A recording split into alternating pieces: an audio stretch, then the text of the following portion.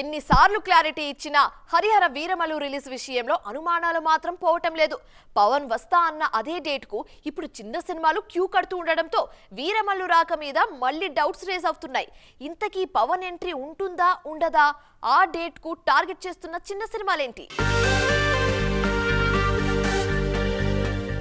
Harihara Veeramallu release date విషయంలో suspense continue అవుతోంది. March date miss అయిన తర్వాత మే 9న రిలీజ్ అని ప్రకటించిన ఆడియన్స్ తో పాటు ఇండస్ట్రీ జనాల్లోనూ ఎక్కడో రిలీజ్ విషయంలో అనుమానాలు ఉన్నట్టుగా అనిపిస్తోంది.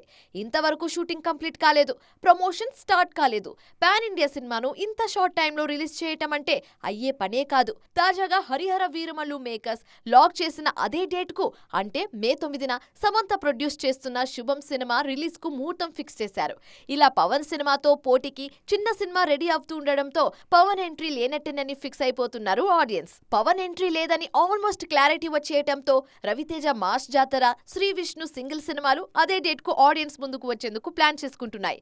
వన్స్ పవన్ సినిమా వాయిదా పడటం పక్కా అని క్లారిటీ వస్తే ఈ సినిమాల నుంచి అఫీషియల్ అప్డేట్స్ వచ్చేస్తాయి. పవన్ మే 9 డేట్ మిస్ చేస్తే మళ్ళీ ఎప్పుడు వస్తారనేది కూడా ఆసక్తికరంగా మారింది. ఒకవేళ అదే నెలలో రావాలనుకుంటే మే 30న వచ్చే ఛాన్స్ ఉందన్నది ఇండస్ట్రీ టాక్. అదే జరిగితే ఆ డేట్ కు రిలీజ్ ప్లాన్ చేసుకున్న విజయ్ కింగ్డమ్ టీం అలర్ట్ కావాల్సి ఉంటుంది. ఈ డేట్స్ అన్నిటి విషయంలో క్లారిటీ రావాలంటే ముందు హరిహర వీరమల్లు టీం నుంచి అఫీషియల్ అప్డేట్ రావాలి. ఇప్పుడు దానికోసం ఆడియన్స్ తో పాటు ఇండస్ట్రీ జనాలు కూడా వెయిట్ చేస్తున్నారు. సినిమా విషయంలో ఫస్ట్ ఇంప్రెషన్ క్రియేట్ చేసేది టైటిలే. అందుకే క్యాచీ టైటిల్, అది కూడా అందరికీ ఈజీగా అర్థమయ్యే పేరు సెలెక్ట్ చేసేందుకు గతంలో చాలా వర్కౌట్ చేసేవారు మేకర్స్. కానీ ఇప్పుడు ట్రెండ్ మారింది. సినిమాను జనాల్లోకి తీసుకెళ్లాలంటే ఓ పేరుంటే చాలు. ఆ పేరు అందరికీ అర్థం కావాల్సిన పని లేదంటున్నారు ఈ జనరేషన్ మేకర్స్.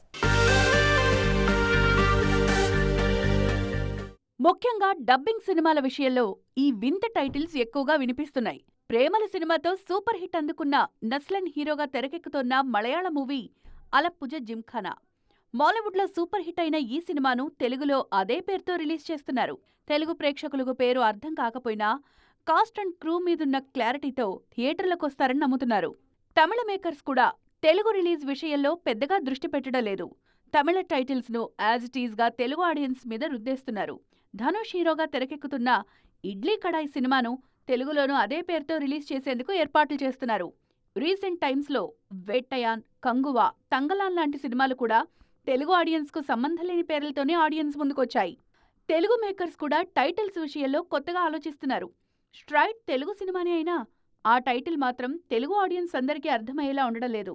రీసెంట్ టైమ్స్లో సూపర్ హిట్ అయిన తండేల్, సలార్ సినిమా టైటిల్స్ తెలుగు పదాలు కాదు. త్వరలో రిలీజ్కు రెడీ అవుతోన్న మిరాయ్ కూడా తెలుగు పదాలా కనిపించడం లేదు. టైటిల్ అర్థం కాకపోయినా సినిమాలు సక్సెస్ అవుతుండడంతో అదే ట్రెండ్ కంటిన్యూ చేస్తున్నారు మేకర్స్. సినిమా రిలీజ్ కు ముందు కంటెంట్ స్ట్రాంగ్ గా రీచ్ అవ్వాలన్న ఉద్దేశంతోనో లేదంటే మూవీ వార్తల్లో ఉండాలన్న ప్లానింగ్ తోనో కాస్త గీత దాటి సీన్స్, డైలాగ్స్ క్రియేట్ చేస్తున్నారు మేకర్స్. కానీ ఆఫ్టర్ రిలీజ్ ఆ సీన్సే యూనిట్ కి తలనొప్పిగా మారుతున్నాయి. ఫైనల్ గా ఆడియన్స్ కు సారీ చెప్పి ఆ సీన్స్ కు కత్తెర వేసే వరకు వెళ్తోంది పరిస్థితి. రీసెంట్ టైమ్స్ లో ఇలా రిలీజ్ తర్వాత కత్తెరపడ్డ సినిమాలు చాలానే ఉన్నాయి. బాలీవుడ్ లో latest blockbuster movie Jat.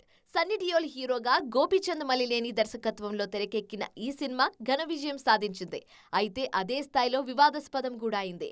ముఖ్యంగా సినిమా క్లైమాక్స్ లో విలన్ చేసిన ఓ సీన్ ఓ మతాన్ని కించపరిచేలా ఉందన్న వివాదం తెర మీదకు వచ్చింది. దీంతో చిత్ర యూనిట్ మీద కేసులు నమోదు కావడంతో పాటు సినిమాను బ్యాన్ చేయాలన్న డిమాండ్ కూడా తెర మీదకు వచ్చింది. వివాదం ముదురుతూ ఉండడంతో చిత్ర యూనిట్ స్పందించింది.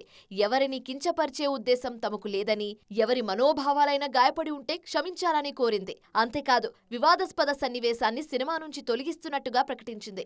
మరి ఈ నిర్ణయంతో నిరసనకారులు శాంతిస్తారేమో చూడాలి. ఇటీవల ఎల్2 ఎంపురాన్ విషయంలోనూ ఇలాంటి వివాదమే తెర మీదకు వచ్చింది. రియల్ ఇన్సిడెంట్స్ ఆధారంగా రాసుకున్న ఓ సన్నివేశం వాస్తవాలను వక్రీకరించేలా ఉందన్న నిరసనలు వ్యక్తమయ్యాయి. దీంతో స్వయంగా మోహన్ లాల్ క్షమాపణ కోరారు. రిలీజ్ తర్వాత రీసెన్సార్ కు వెళ్లిన మేకర్స్ 17కు పైగా కట్స్ తో సినిమాను మళ్లీ ప్రేక్షకుల ముందుకు తీసుకొచ్చారు. Recent block buster movie Chhaava విషయంలోనూ ఇలాంటి వివాదమే తెరమీదకు వచ్చింది. సంభాజీ మహారాజ్ పాత్రను గౌరవంగా చూపించలేదని, ఓ పాటలో ఆయనను డాన్స్ చేస్తున్నట్టుగా చూపించడం బాలేదని ఆయన వంశస్థులు అభ్యంతరం వ్యక్తం చేశారు. వివాదాన్ని పెద్దది చేయకుండా వెంటనే ఆ సన్నివేశాన్ని తొలగించింది చిత్ర యూనిట్. ఇలా మేకర్స్ పబ్లిసిటీ కోసమో లేక నిజంగానే కథకు అవసరమయ్యో వివాదాస్పద సన్నివేశాలు తెరకెక్కించి తర్వాత చిక్కుల్లో పడటం ఈ మధ్య కామన్ అయిపోయింది. సిల్వర్ స్క్రీన్ కు సంక్రాంతికి మించిన పెద్ద పండుగ మరొకటి ఉండదు. అందుకే ఆ డేట్స్ కోసం చాలా ముందు నుంచి కాంపిటీషన్ స్టార్ట్ అయిపోతూ ఉంటుంది. తాజాగా 2026 సంక్రాంతికి బరిలో ఉండే సినిమాల గురించిన అప్డేట్స్ స్టార్ హీరోల అభిమానులకు కిక్కిస్తున్నాయి.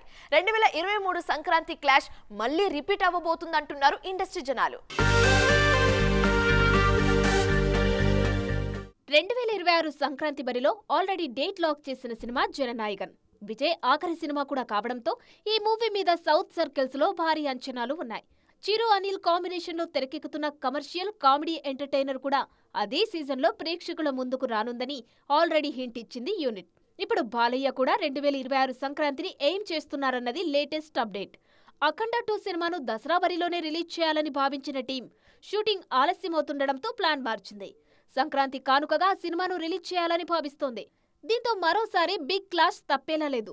2023 సంక్రాంతి బరిలోనూ ఈ ముగ్గురు హీరోలే తలపడ్డారు. వాల్తీరు వీరయ్యతో చిరంజీవి, వీరసింహారెడ్డిగా బాలయ్య, వారసుడు సినిమాతో విజయ్ బరిలో నిలిచారు. అప్పట్లో 3 సినిమాలు మంచి విజయం సాధించాయి.